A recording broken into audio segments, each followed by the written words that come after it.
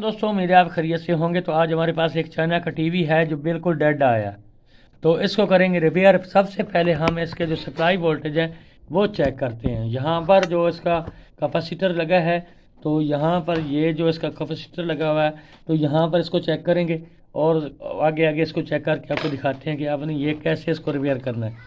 तो ये बिल्कुल टीवी ऑन भी नहीं हो रहा। तो सबसे पहले हम इसका वायर लगा लेते हैं और देखते हैं क्या इसके अंदर मसला आ रहा है। तो यहाँ पर सबसे पहले हम इसके कैपेसिटर के वोल्टेज चेक करते हैं और देखते हैं क्या हमारा जो यहाँ पर जो 450 वोल्टेज वाला कैपेसिटर लगा है, तो यहाँ पर क्या हमारे वोल्टेज ओके हैं या नहीं।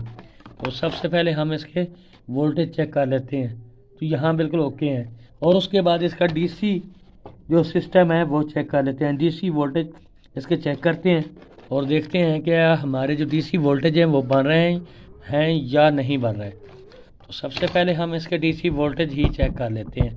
तो यहाँ पर हम माइनस लगा लेते हैं और लगाने के बाद यहाँ पर इसके 10 वोल्टेज चेक करते हैं। तो यहाँ पर ये देखें ज़ीरो, सिर्फ एक वोल्टेज ही बता रहा है। तो हम इसको 20 पे कर लेते हैं। तो यहाँ देखें 0.82 पॉइंट, और उसके बाद यहाँ पर इसके 14, ये 0.55 पॉइंट, और यहाँ पर इसके 25 वोल्ट, ये 0.41 वोल्ट। और यहाँ पर चेक करते हैं तो 110 वोल्टेज यानी 110 वोल्टेज जो हैं जो वो तकरीबन हमें बता रहा है सिर्फ 1.29 पॉइंट। ये देखें। तो अब हम इसको लाइन से हटा देते हैं और लाइन से हटाने के बाद सबसे पहले हम इसको मीटर को बज़र पे करते हैं और बज़र पे करने के बाद इसको आगे ये हम चेक कर रहे हैं आपके सामने। तो ये देखें जी, ये चार्ट है, ये देख सकते हैं। तो ये आपके सामने ये बज़र की आवाज़ आ रही है। तो अब हम ये वायर निकाल कर एक बार इसकी सप्लाई को चेक कर लेते हैं। यहाँ से इस वायर को उतार देते हैं, ये उतार दी। और उतारने के बाद अब हम इसके सप्लाई वोल्टेज चेक कर लेते हैं क्या हमारी सप्लाई ऑन हुई या नहीं। तो अब हमने दोबारा वायर लगा दी है। ये देखें 110 यानी 9 वोल्टेज बन रहे हैं। और उसके बाद यहाँ पर ये भी ठीक है और यहाँ पर ये भी ठीक है आपके सामने। और उसके बाद ये भी चेक कर लेते हैं साउंड के लिए, और ये भी ठीक है। तो इसका मतलब है ये हमारा जो हॉरिजॉन्टल वाला बड़ा ट्रांजिस्टर 2499, तो हम इसको चेंज करते हैं और चेंज करने के बाद देखते हैं कि हमारा टीवी ओके होगा या नहीं।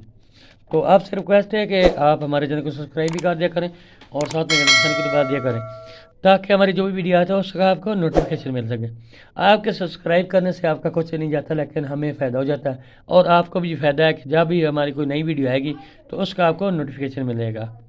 तो यहाँ पर हम इसका चेंज कर लेते हैं। ये इसका जो हॉरिजॉन्टल वाला, ये आपको दिखा दें इसका ये वाला, तो ये वाला हम चेंज करते हैं। ये C2499, तो ये वाला तो हम इसको चेंज कर लेते हैं। ये अंदर से शार्ट हो चुका है। अगर आपके पास 2499 नहीं है तो आप C1710C भी यहाँ पर लगा सकते, यानी सप्लाई वाला। तो यहाँ पर हम सप्लाई वाला लगा रहे हैं C1710। अगर आपके पास D2499 नहीं है तो आप सप्लाई वाला भी ही लगा सकते हैं। तो हम इसको लगाकर आपको चेक करवा देते हैं।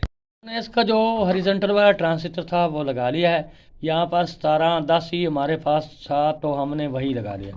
तो अब जो हमारा टीवी है वो देखो ऑन हो चुका है, ये देख सकते हैं। तो उम्मीद है हमारी वीडियो आपको अच्छी लगी होगी। तो हमारे चैनल को सब्सक्राइब भी कर दें और साथ में घंटी निशान को दबा दें, ताकि हमारी जो भी वीडियो आए तो उसका आपको नोटिफिकेशन मिल सके। अगली वीडियो जनाब, खुदा हाफिज़।